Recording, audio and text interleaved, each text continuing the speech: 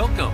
I'm Doug Morgan, and you're listening to Uncommon Sense, where we hunt for the truth in the topics you're not supposed to talk about, Christianity and politics.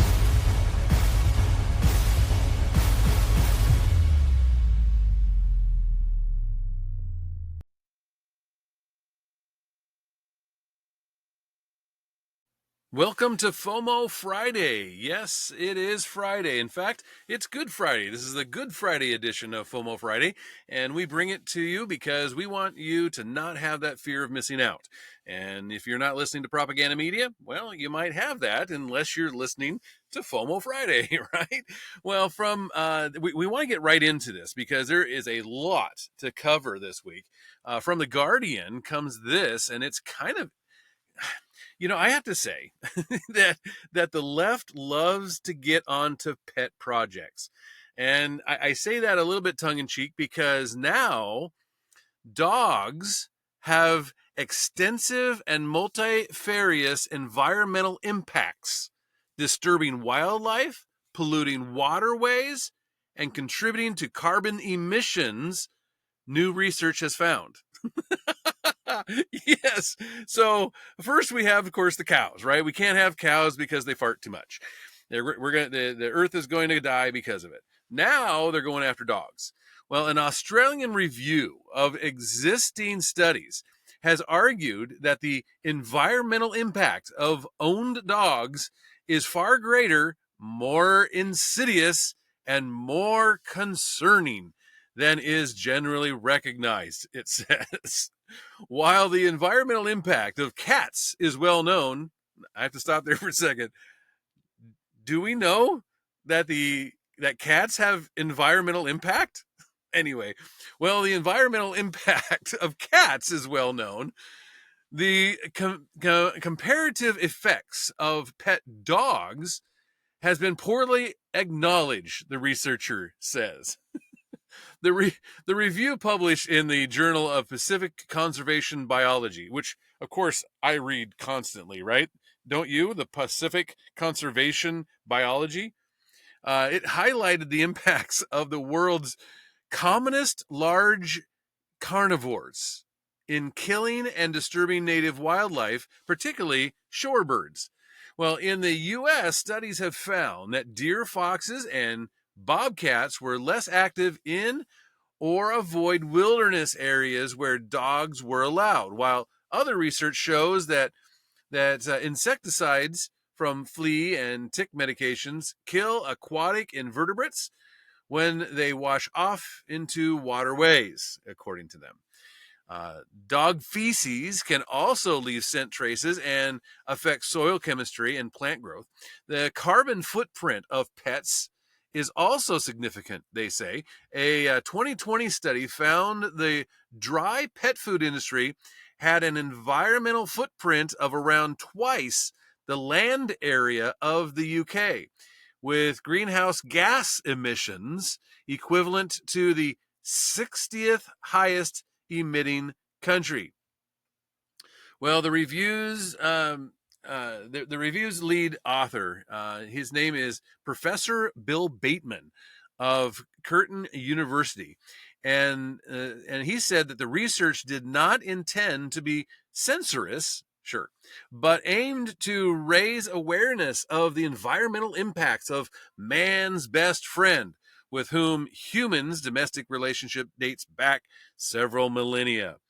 Well, in review, the researchers attributed the extent of the environmental impacts to the sheer number of dogs globally, as well as the, quote, lax or uninformed behavior of dog owners, unquote.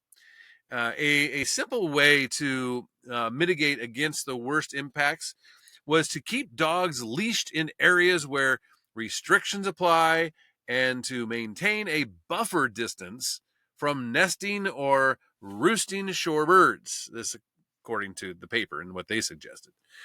Quote, a lot of what we're talking about can be ameliorated by owners' behavior, Bateman said, pointing out that low compliance with leash laws was a problem, Wow, it was a problem, huh? Quote, maybe in some parts of the world, we actually need to consider some slightly more robust laws. Yeah, that's what we need, more robust laws. Get this.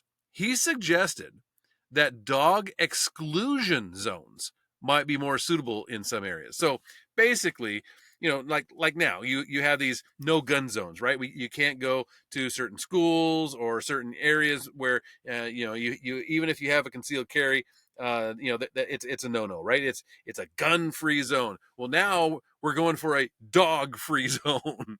Bateman also raised suitable dog food. Sustainable dog food as an option to reduce a pet's environmental paw print. Haha. Noting, however, that more sustainable dog food tends to cost more than the cheaper dog food that we buy, which has a higher carbon footprint. Well, yeah, no duh, right? He's, he said, if nothing else, pick up your own dog poop. Okay. Okay. Yeah, thanks for that. Well, you may have heard about the pastor that was kidnapped from his church in South Africa. Well, there's an update. It's good news. The CBN News has reported that the American missionary who was kidnapped at gunpoint by masked men during his church service in South Africa has been rescued after a deadly shootout with his captors. The South African law enforcement rescued Pastor Josh Sullivan after hunting down the kidnappers and locating them in a car parked outside a house about 20 minutes from his church, so it wasn't that far away. The suspects reportedly tried to escape while shooting at the police officers, and 3 perpetrators were then fatally shot in the high-intensity shootout that followed. Sullivan, who describes himself as a church planting missionary on his personal website, has been reunited with his wife, Megan, and their children. Quote, the victim was found inside the same vehicle from which the suspects had launched their attack. This is according to Lieutenant Colonel Fumba, and he said that miraculously unharmed, he was immediately assessed by medical personnel and is currently in an excellent condition. That is awesome, right? A man named Tom Hatley, described by Sullivan as his training pastor, confirmed the rescue and stating online that Josh has been released. Thank you for your support and prayers. Please do not stop praying for the Sullivans. That is great news. And in another bit of good news, the Daily Wire reports that the State Department said on Wednesday it had shuttered the propaganda office that funded efforts to deem media outlets misinformation and pressed social media companies to censor content, a major victory for conservative critics who have long pinpointed the agency as a key cog of the censorship industry. We've covered that here on the podcast about this misinformation department type of thing. And it looks like it's getting shut down. Secretary of State Marco Rubio said that though the Global Engagement Center, or GEC, was defunded by Congress last year following scandal, the Biden administration had moved its staff to a similar unit.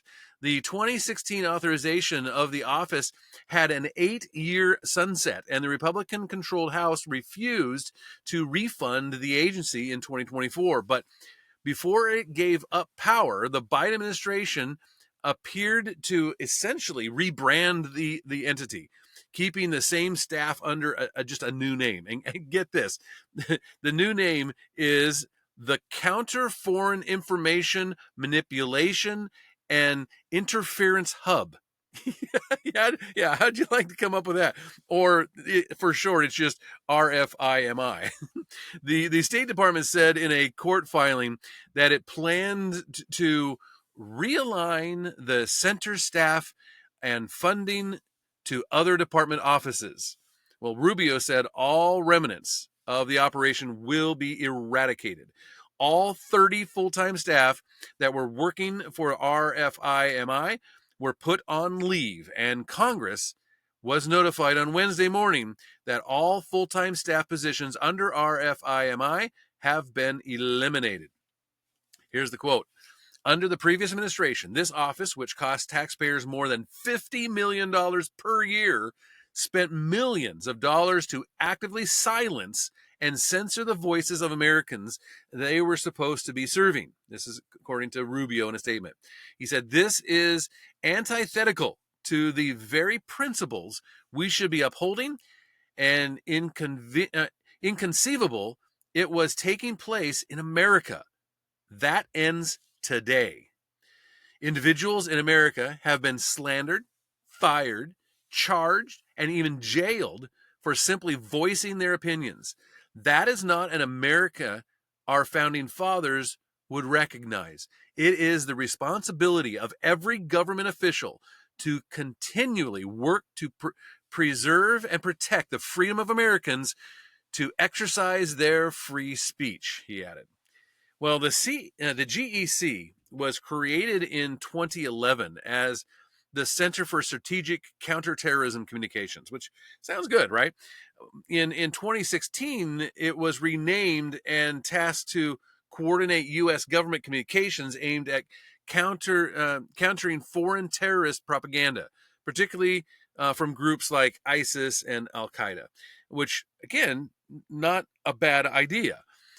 But after 2016 election, when Democrats began painting misinformation as a national security threat, the GEC turned its attention to American social media platforms, even setting up an office in Silicon Valley to pressure them to remove content such as conspiracy theories, like the idea that the coronavirus came from a Chinese lab and things like that, right? Well, like other State Department programs, GEC was forbidden from operating on Americans, but it may have circumvented that ban by funding third-party groups to do that exact thing for them. Since they can't do it, they just fund other groups that can.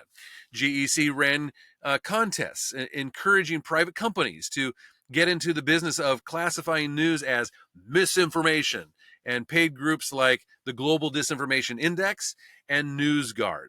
GEC hosted a website called Disinfo Cloud that boosted products aimed at bankrupting conservative news outlets by convincing advertisers to boycott them on the basis that they are dangerous misinformation and that should not be economically supported. Well, the State Department said that the GEC held contests that were aimed at countering disinformation and propaganda overseas, but defendants admit that Disinfo Cloud users included some members of academia, the private sector, and tech vendors, including some located within the United States. It conceded that in a lawsuit filing. Elvis Chan, an FBI agent involved in asking Twitter to take down posts, including those related to the Hunter Biden laptop, told Congress that he worked regularly with GEC and that GEC did not seem to be concerned with the First Amendment since it was used to operate in foreign countries. GEC researched, assessed, funded, investigated, eradicated, tested, marketed, and or promoted over 365 so-called countering propaganda and disinformation, or CPD, tools and technologies, including tools and technologies that target American speech and the American press. These tools and technologies include so-called fact-checking technologies. You've seen those, right? Media literacy tools, media intelligence platforms, social network mapping, and machine learning artificial intelligence technology. This is all from a legal filing. GEC operated with a secrecy that suggested a guilty conscience. The State Department admitted in lawsuit to funding the Global Disinformation Index and NewsGuard through a middleman, the Park Capital Investment Group. And it refused to provide information about the activities, even to Congress, forcing the House Small Business Committee to subpoena it. So something's going on there when it has to operate like that. And here's Secretary of State Rubio speaking with Ben Shapiro about the shuttering. So let's talk about this major move that you just made at the State Department, getting rid of a big chunk of the censorship bureaucracy that had been created and pushed a while back, but then exacerbated over the course of the last few years, hidden. What's the story with what you are doing over at the State Department to get rid of the body formerly known as the Global Engagement Center? Yeah, I think you have to understand the history behind it. It's real brief. They started it by saying, Al-Qaeda, ISIS, all these terrible groups are radicalizing people online. We should do something about it. And, back when they came up with that 12 years ago, whatever it was, people are like, whatever makes sense. And then it metastasized. And it's like, oh, there's foreign interference in our elections. We need to start going after that. Well, then by 2020, it became a movement to go after voices inside of American politics and begin to label people. Then they put a guy in charge who basically was going around saying Trump speaks just like these foreign terrorists. His supporters speak just like these foreign terrorists. So now you have an individual running a State Department entity that was labeling American speech by Americans as foreign interference. And then really the kicker was not only were they doing all that formally from the State Department, but they were taking State Department money and they were giving it to these third-party groups who were supposed to be like independent, verified arbiters of what's true and what isn't, what's good and what's bad. And these groups were deliberately targeting, I believe you were one of the ones they targeted, I think the Federalists, began putting labels on people. Now, you may say, okay, well, what's the importance of the label? Well, that's not just the issue here. The issue is not only did they put labels on people, that was then used to go to social media companies. It was used to go to outlets and say, you have to deplatform these people, or you have to cut back on how much views they're getting. You have to go after them. In essence, silence them. So in essence, it metastasized and the metamorphosis into a government-run entity that was targeting political speech in America, labeling it disinformation, and silencing it.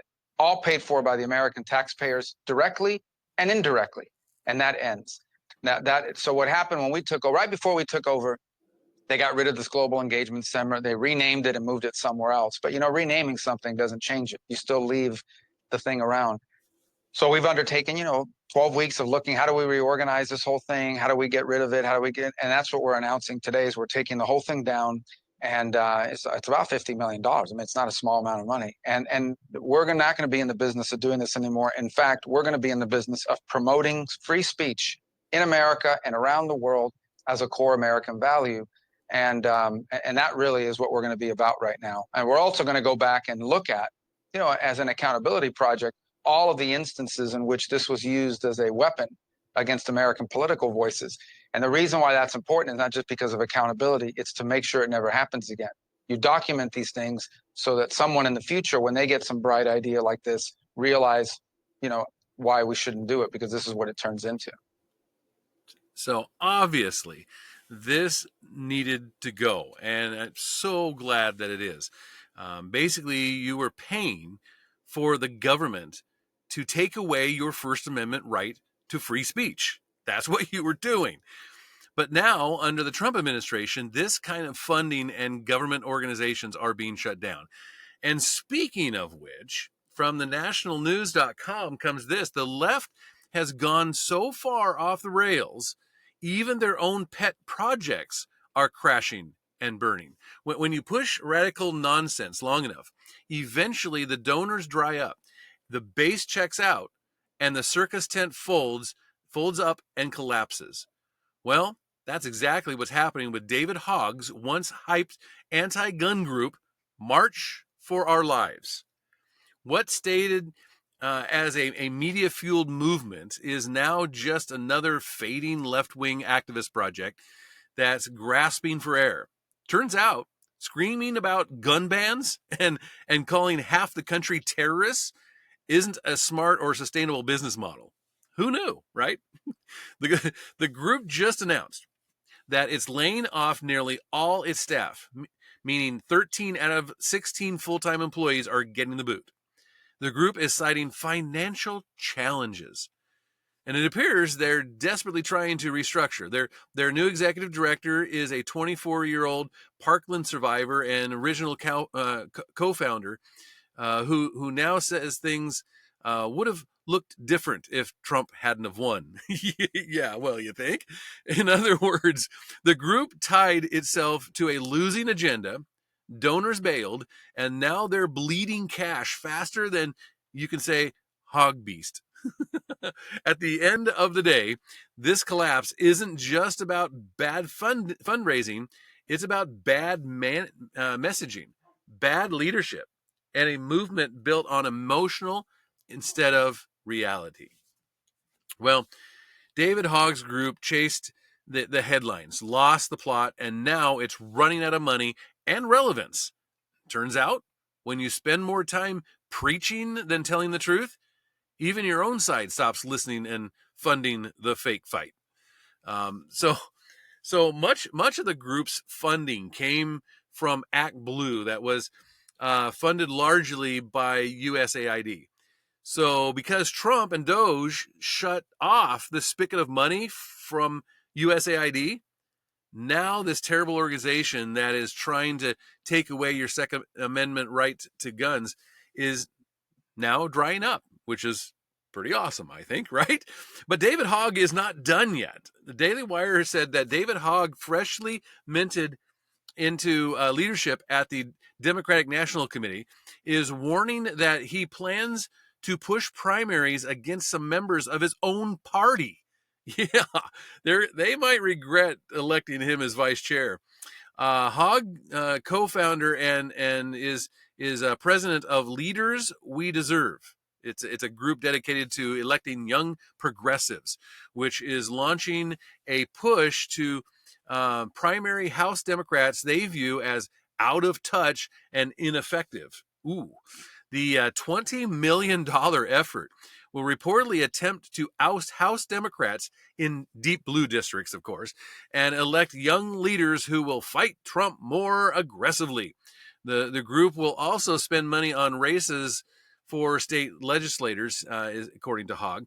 Hogg he's 25 and was elected, as I said, to vice chair of the DNC less than just like 3 months ago. The young progressive activist initially made a name for himself after he survived the deadly school shooting at Parkland High School back in 2018. And often he's often going on profane rants, just demanding gun control. He's just a very angry man. The move by a member of the party brass to oust current Democratic lawmakers is an unprecedented one and is sure to face backlash from other Democrats. Even Hogg said so. He said, quote, "This is going to anger a lot of people." This is what he told the New York Times. He said that he predicts a smear campaign against himself. People say they want change in the Democratic Party, he says, but really they want change so long as it doesn't potentially endanger their position of power. That's not exactly wanting change, he says. That's selfishness. That may be the first thing, first thing I agree with this dude on. Well, Hogg did not name any specific Democrats his group is looking to unseat yet, but we'll keep an eye on what he's doing there. And the next story is a bit disturbing.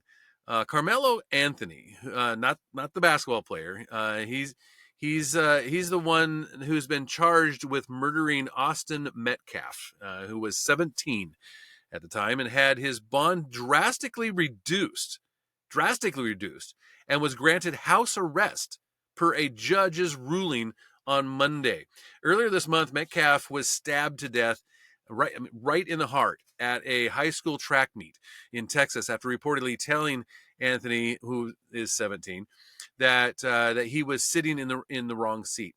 Anthony has been charged with murder and, according to an arrest warrant, told police of the fatal stabbing that, quote, "I did it," unquote. Initially, Anthony's bond was set at $1 million, but a Collin County judge agreed to lower the bond to just a quarter of that, $250,000. The teen will be required to wear an ankle monitor and stay inside his parents' home if the family can post bond, which they are. Anthony has been in the Collin County Jail since April 2nd, the day of the fatal stabbing, of course. And during the hearing, prosecutors asked Anthony's father about an alleged separate assault involving the accused boy here, which dates only a couple of months back, February 4th. Notably, the judge lowered the bond, citing Anthony's lack of criminal history. Well, obviously that was a mistake, right? The prosecution also asked why the suspect's family is not using the money donated to an online fundraiser for their child, which is nearly $500,000. Can you imagine? I cannot wrap my brain around this. There has been almost $500,000 donated to this guy's defense. And of course, his bail was reduced dramatically because, he's poor or something. But he's got $500,000, which are not even using on his defense. The fundraiser says that it was established by the Anthony family, and defense attorneys argue that the fundraiser is not a bond fund, but intended to help Anthony's family while his father is currently on leave from work.